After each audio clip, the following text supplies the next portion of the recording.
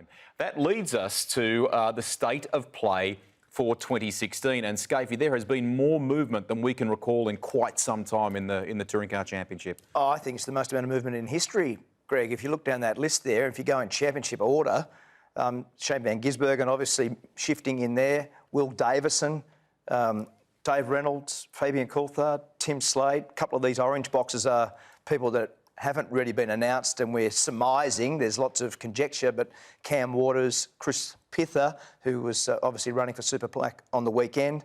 As I said there before, Dave Reynolds there to Erebus. But if you go through the field, it's roughly 40% of the field have changed their driver lineup. If you go with some of the conjecture as to where the next Brad Jones seat might go to, it may be almost half the field are being changed. And if you take the team changes, was like a Lee Holdsworth Charlie outfit change, then it's definitely half the field. So there's a huge amount of movement. Dale Wood there to Nissan Motorsport. Tim Blanchard still to be decided. Fabian Coulthard, as we know, has gone to the two-car DJR Team Penske outfit. James Moffat to Volvo. So I've never seen so much movement. In some ways, it's really good for the game because it keeps it vibrant. In other ways, it shows the changing commercial landscape of our game. And you know, a couple of times this year, there were times when you didn't know where you were going. There were times where, well, you wouldn't have known where you were going based on the structure. Dave Reynolds, you know, third in the championship, didn't know whether he had a seat. So there's been a lot of conjecture, and finally we're getting close to the end of the music stopping. And if you just joined us on the show, one of the reasons why we didn't highlight Tim Slade's name there is because at the beginning of the program tonight, we were able to confirm that he will be with Brad Jones Racing, part of that Freightliner crew, and he's very, very excited about 2016. That shake-up...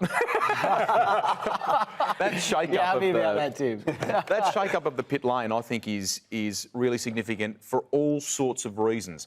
Red Bull expanding people. Triple Eight now have 3 cars to look after. You've got a brand new single car operation trying to emulate what Tekno are doing. There's going to be lots of sort of settling in. That'll make for an interesting start to the year. Oh, for sure. And, you know, I think probably the best news of the lot, which probably started the real shake-up, was that DJR Team Penske, Roger Penske and Tim Cindric, deciding to go to 2 cars.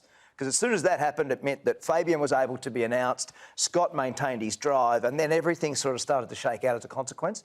But if you think about, you know, a good news story, yours is a good news story, you'll be more competitive. If you go with that, you'll be the lead driver at BJR. 2 cars for one of the best racing organisations in the world with Penske.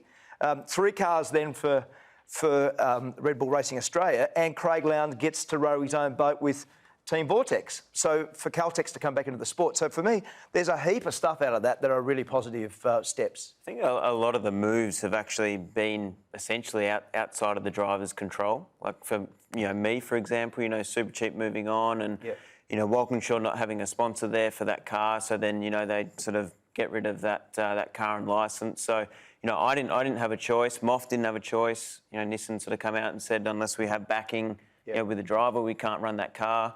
Yep. Lee with Charlie, his situation. So, yeah, it's not like a typical, just the drivers moving around for the sake of it. Yeah. There's a lot of reasons, behind those moves. So, it's a bit different. Point. Well, that is a really good point, because it almost forces your hand in some ways, doesn't it, in terms of where you land. And then Dave, for example, as well. A guy that, is in the running for the championship, doesn't get to stay, in that team. So that was all outside of his control as well. The other part that's really important is stability is a big thing. So if you went into next year right now with ProDrive Racing Australia and the way they've performed this year, they have effectively no change for their first 2 cars, and what happens with their 3rd and 4th cars still to be announced. But if you go into that with those 2 guys, Mostert coming back, Mark Winterbottom, that level of competition between those 2 guys at the start of the year, man, they'll be hard to beat again.